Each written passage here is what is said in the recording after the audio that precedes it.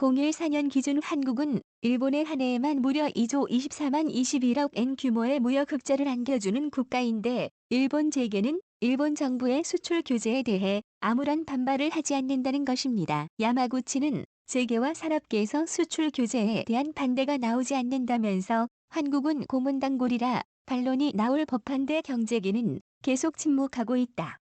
아베가 무서운 게라고 썼습니다. 정말 그들은 왜 침묵하고 있는 것일까요? 일본 아베의 자민당이 참의원 선거에서 승리했습니다. 아베가 바라던 개헌선 3분의 2는 넘지 못했지만 과반을 넘었습니다. 참의원 선거 투표율은 48%로 제2차 세계대전 이후 치러진 국회의원 선거 가운데 두 번째로 낮았습니다. 아베 자민당은 무려 60년 동안 집권하고 있습니다. 이것 때문에 일당 독재라고 비판받는 이유이기도 합니다. 자민당이 너무나 오랜 세월을 지배해왔기 때문에 일본의 정치는 거의 정당 정치가 아닌 자민당 내 파벌 정치나 다름없다고 평가되고 있습니다. 이는 실질적 민주주의를 허약하게 만들었고 기득권층의 힘을 견고하게 만들었습니다. 이번에 강제징용 판결을 받은 미쓰비시는 일본 최대의 재벌 그룹입니다. 일본 경제를 주름잡고 있는 미쓰비시와 같은 우익 기업들은 아베의 자민당과 결탁되어 있습니다. 미쓰비시 그룹은 일본의 대표적인 전범 기업으로 2차 세계대전 당시 일본 정부의 후방 지원을 자처하고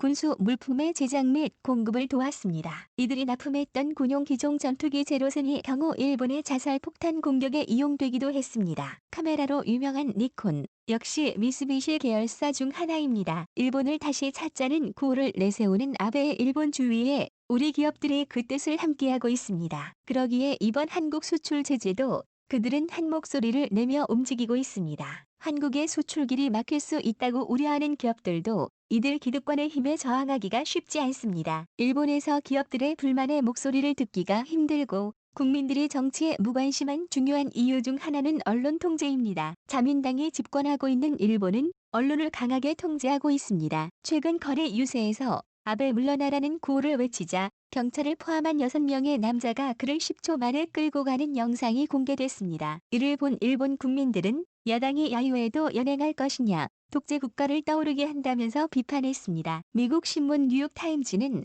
지난 5일 스가 관방장관에게 도쿄 신문 모치즈키 이스코가 질문하자 당시 질문에 일일이 답할 필요가 없다고 일축했고 일본 총리실은 도쿄 신문의 서면을 통해 강한 압박을 넣었습니다. 이런 일본의 언론 현실을 뉴욕타임즈는 이렇게 비판했습니다. 일본은 헌법에서 언론의 자유가 보장된 현대 국가이다. 그런데도 일본 정부는 독재 국가를 방불케 하는 행동을 하고 있다. NHK 전 조필인 나카다 구조 무사시 대학 교수는 일본에는 현재 벌어지는 알려지지 않은 사건들이 많이 있으며 기자들은 이에 질문하며 강하게 파고들어야 한다고 지적하며 하지만 일본 언론은 그것을 제대로 하지 못하며 병든 상태라고 지적했습니다. 일본 테레비 아사히 뉴스 프로그램 보도 스테이션 앵커는 아베에게 매서운 비판을 하다가 그만뒀는데요. 정권의 압력에 의해 내려왔다는 말이 많았습니다. 아베 정권이 출범한 이래 일본의 언론 자유는 굉장히 악화되었습니다. 2018년 세계 언론 자유 지수에서